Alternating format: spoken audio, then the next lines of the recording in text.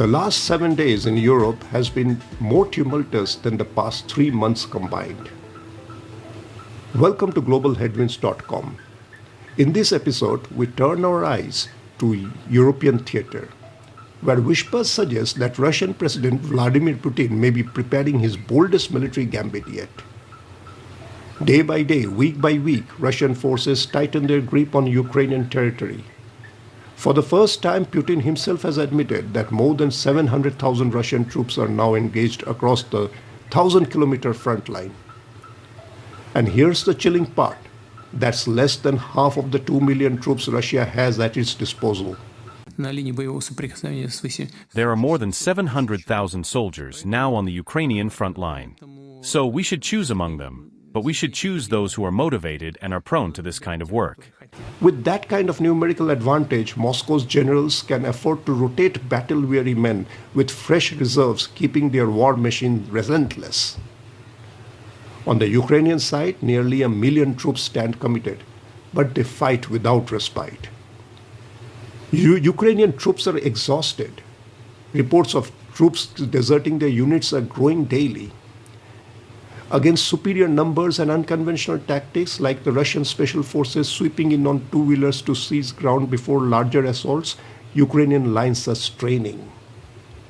It is this imbalance that fuels Putin's confidence and undermines the peace overtures by US President Donald Trump, who is struggling to bring Putin and Zelensky to the same table.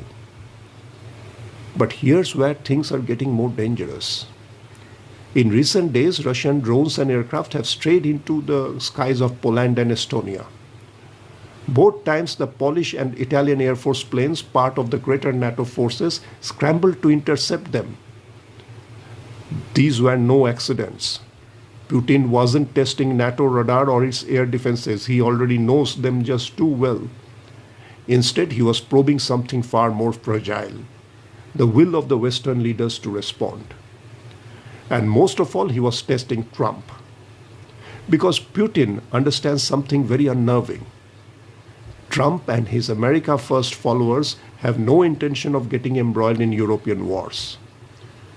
Putin, trained in the shadows of the KGB, knows history with surgical precision. He knows the US was provoked into joining World War I only after its merchant ships were struck by German submarines, and also joined World War II after the Japanese bombed the Pearl Harbor.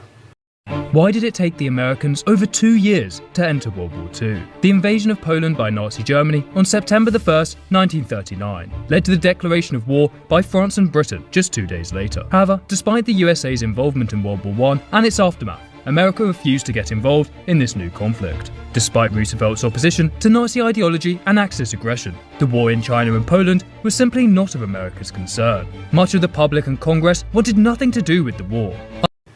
So what if today Europe burns but America stays aloof? Already when Russian drones crossed the Polish airspace, Trump downplayed it as a mistake. He showed no anger, no resolve, just dismissal. And Europe noticed. Leaders in Berlin, Paris, and Warsaw know too well that if Putin presses further, he will do so carefully, staying below the nuclear threshold and without messing with the American military. They also know about Trump's dislike for Article 5 of NATO agreement that stresses the principle of collective defense, meaning an attack on one member is considered an attack on all, triggering a collective military response. The West European leaders know too well that Putin may try to redraw borders while daring the West to act, to knowing fully well that the Americans won't. The question that now haunts Europe is chilling. How far will Putin go? His ambitions are no secret. He wants to restore Moscow's influence over Eastern Europe, to resurrect the shadow of the old Soviet Union. With China and North Korea backing him and Europe facing severe military weakness without US support, the balance of power tilts ominously. The war clouds are darkening over Europe. The storm may not stop at Ukraine's border. And if it spreads, it will not just be Europe that feels its fury. It could drag the world towards a wider, bloodier conflict.